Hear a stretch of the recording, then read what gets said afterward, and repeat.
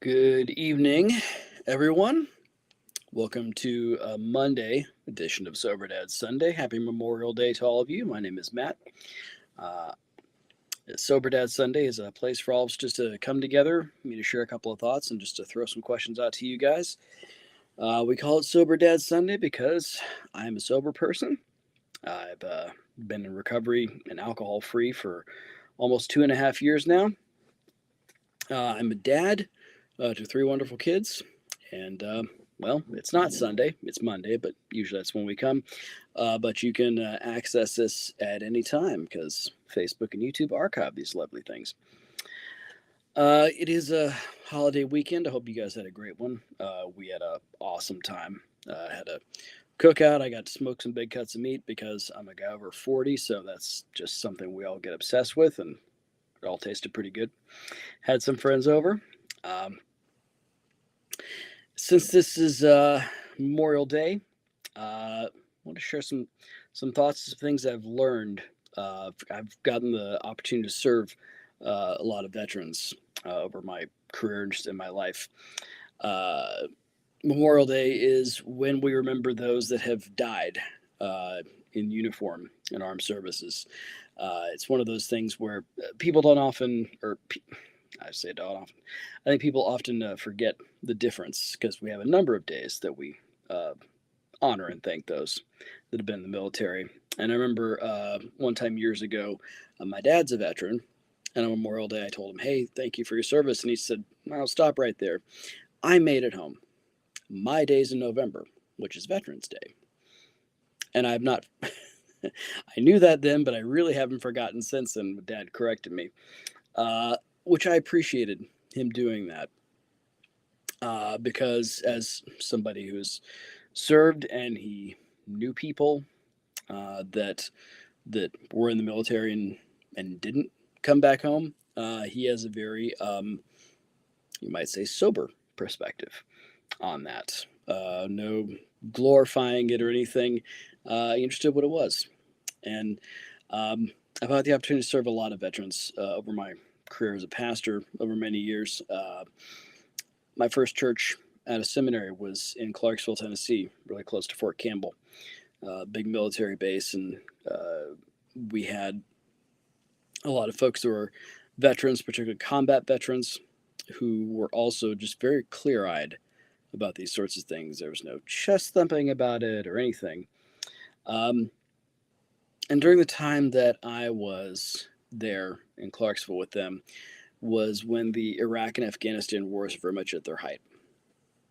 And I'm pretty sure, in fact, I'm quite certain, every single family in that congregation had a dad, son, brother, somebody overseas.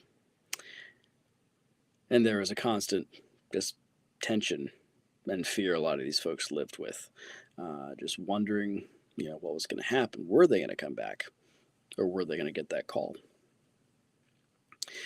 Also, during that time when people were coming back from Iraq and Afghanistan, and we as a society were starting to realize post traumatic stress disorder was a very real thing for folks who have been in combat, and a lot of people came back with wounds that we couldn't see.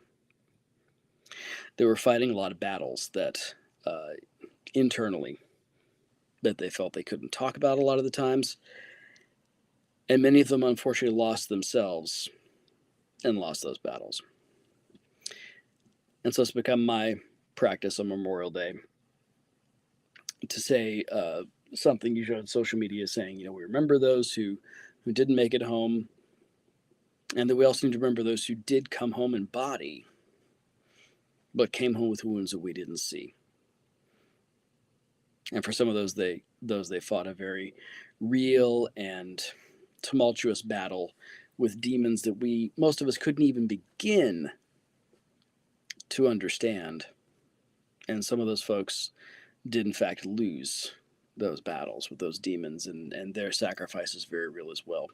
A lot of those folks are coming back and seemed okay on the outside. They put up those appearances, but they were fighting real and terrible and difficult battles inside. And so as I reflected on that this Memorial Day, I'm reminded that it's not just people that have served in uniform or been in combat that are fighting very real battles that most of us never see. In fact, most of us are fighting some kind of battle inwardly, internally, that most folks never notice. Or at least we never let them notice insofar as we're able. People you and I pass on a daily basis, they had all kinds of stuff going on that none of us know a thing about.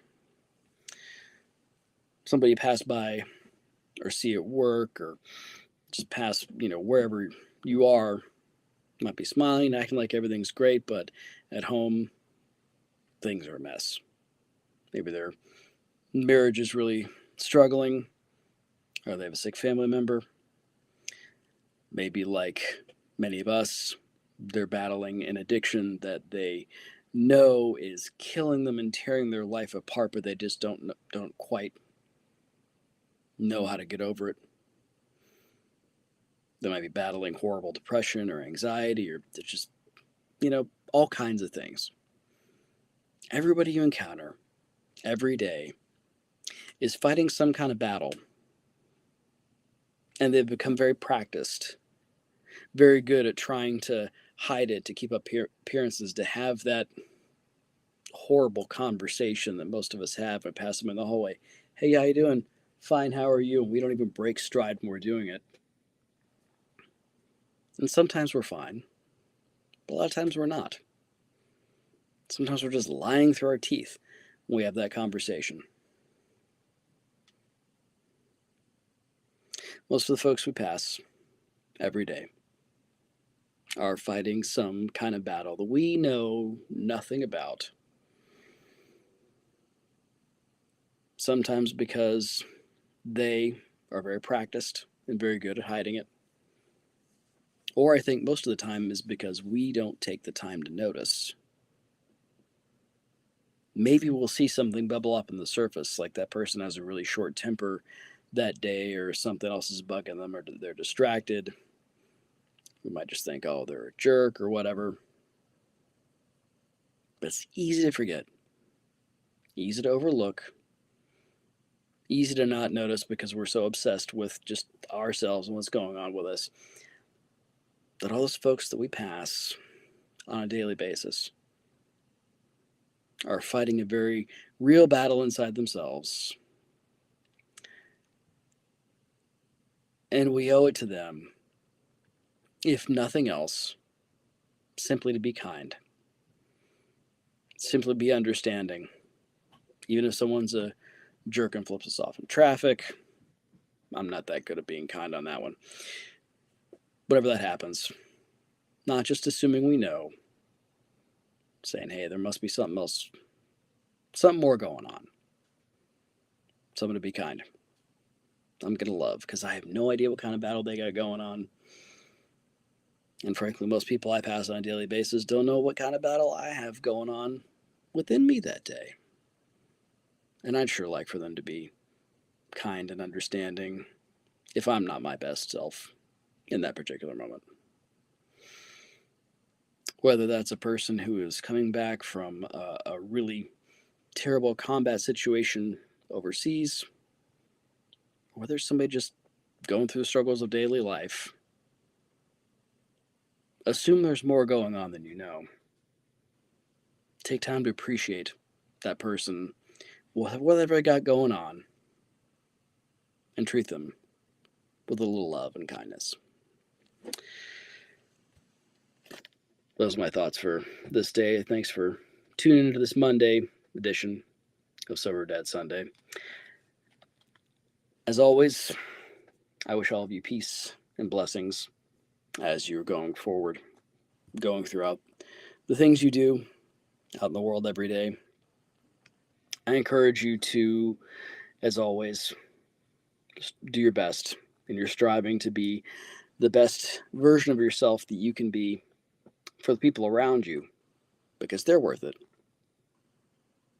And more importantly, strive to be the best version of you that you can be for you because you're worth it.